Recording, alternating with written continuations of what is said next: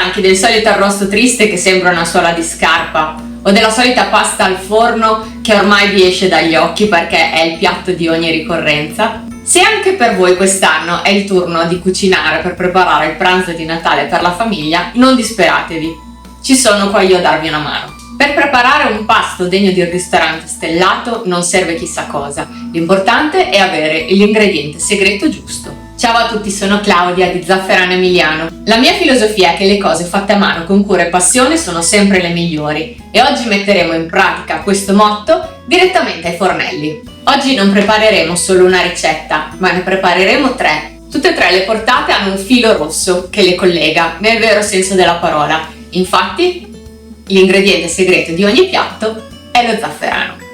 La prima cosa da fare prima di cominciare a cucinare è quella di mettere in infusione lo zafferano, perché lo zafferano ha bisogno di almeno 40 minuti di tempo per reidratarsi e cominciare a rilasciare il colore e l'aroma. Prendete un pochino d'acqua calda, non bollenti, mi raccomando, ne bastano un paio di cucchiai. Prendiamo poi lo zafferano in pistilli,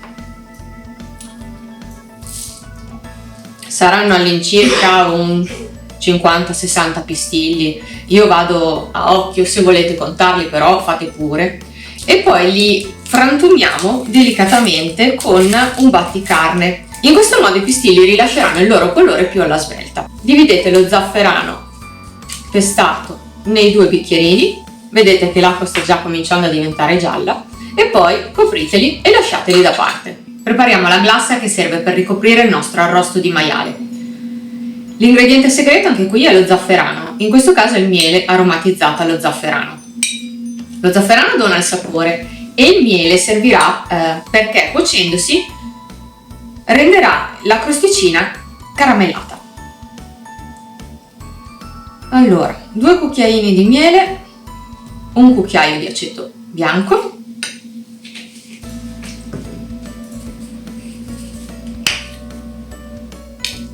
due cucchiai di senape per dare sapore e un pizzichino di sale.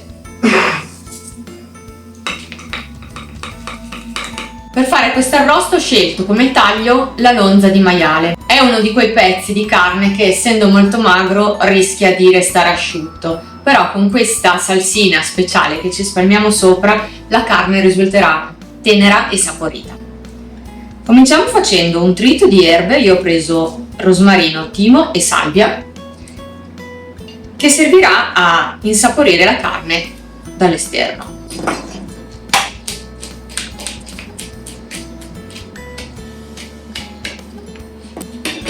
Una volta che il trito è pronto, prendiamo la nostra carne, prima la saliamo e la pepiamo. E poi la passiamo nel nostro battuto d'erbe. Un consiglio: ricordate di tirar fuori il vostro pezzo di carne dal frigorifero almeno una mezz'oretta prima di utilizzarlo. Prendiamo una casseruola che sia adatta anche per andare in forno. Io uso questa che è di ghisa. Se non ce l'avete potete prima rosolare l'arrosto in una padella qualsiasi e poi metterla dentro una teglia da forno. Un giro d'olio, 2 spicchi d'aglio schiacciati e via sul fornello. Prima di cominciare a rosolare la carne ricordiamoci di accendere il forno a 180 gradi, perché così arriverà in temperatura nel momento in cui la carne sarà pronta per essere infornata. Facciamo prima prendere un attimo sapore all'olio, solo con l'aglio, poi aggiungiamo la carne. Ora che l'olio sfrigola è il momento di inserire la carne. Lasciatela dorare bene da tutti i lati.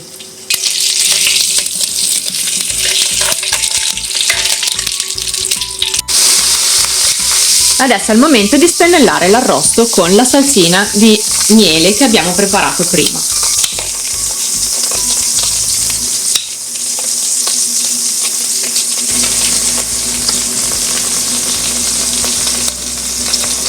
Direi che ci siamo, quella che è avanzata la useremo dopo. Adesso l'arrosto deve andare in forno a 180 gradi per un'oretta. Io per la prima mezz'ora lo tengo coperto con un foglio di alluminio in modo che non si asciughi troppo. Passata la prima mezz'ora togliamo l'alluminio, rimettiamo la nostra salsa di miele e lo lasciamo finire di cuocere. Il forno è caldo, via dentro.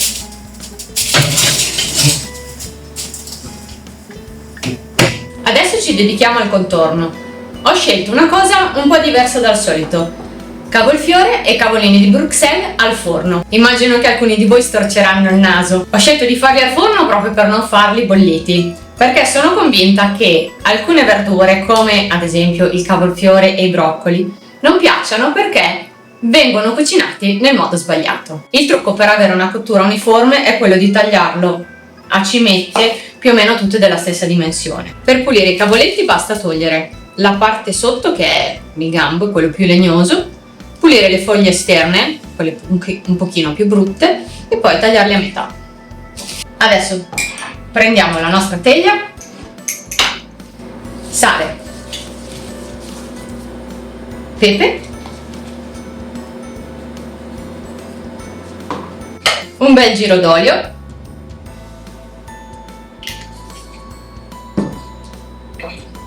e la nostra infusione di zafferano. Guardate che bel colore. Mescolate bene con le mani in modo da amalgamare tutto quanto, e poi anche questo dritto in forno sempre a 180 gradi per mezz'ora. Adesso che l'arrosto è in forno possiamo dedicarci al primo. Nessuno vi obbliga a fare la pasta fatta in casa, però siamo a Natale, possiamo fare lo sforzo. Le dosi sono semplicissime. Ogni 100 g di farina, un uovo e un pizzico di sale. Adesso è il momento di passare a impastare a mano. Continuate ad impastare fin tanto che non avrete un composto ben amalgamato e avrete raccolto tutte le briciole che ci sono sul tagliere. Ecco qua, il nostro impasto è pronto. Adesso va lasciato riposare una decina di minuti. Un velo di farina sul tagliere e cominciamo a tirare la sfoglia. Se non l'avete mai fatto è molto semplice. Tagliate una fetta di impasto, ricordatevi di tenerlo coperto in modo che non si asciughi troppo. Poi, se siete delle brave asdore, potete tirare la sfoglia al mattarello. Io confesso che non l'ho mai fatto, ho sempre usato la macchinetta. Partite dal buco più piccolo, inserite la sfoglia e cominciate a girare la manovella.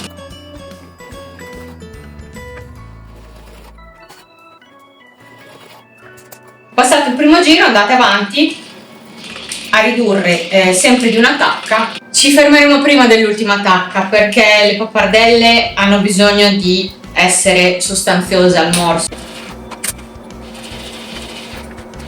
Non ci resta che preparare le pappardelle e poi anche il loro sugo.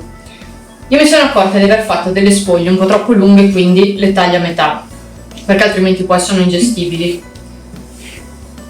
Quando fate la pasta fresca, state attenti a non farla asciugare troppo, perché altrimenti poi rischiate che si spezzi quando andate a tagliarla.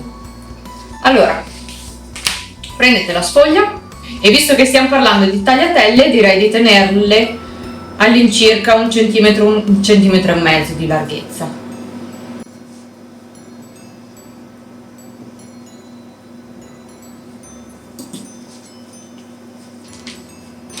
Poi srotolatele in modo che si asciughino senza attaccarsi.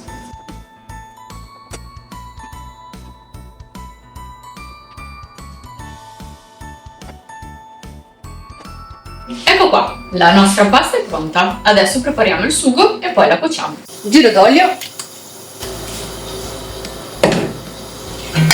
salsiccia già spellata e tagliata a tocchetti, e facciamo rosolare molto bene la carne. Quando la salsiccia è bella rosolata è il momento di aggiungere gli altri ingredienti. Partiamo dalla nostra infusione di zafferano.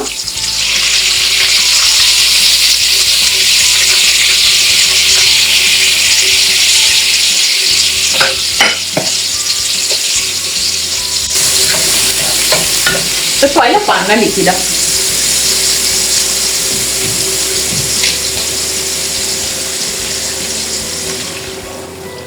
Pepe, sale e la lasciamo cuocere per qualche minuto a fiamma bassissima. Eccoci qua, il sugo è pronto, l'acqua sta bollendo, l'ho già salata, è il momento di calare la pasta. Per la pasta fresca bastano proprio pochi minuti di cottura.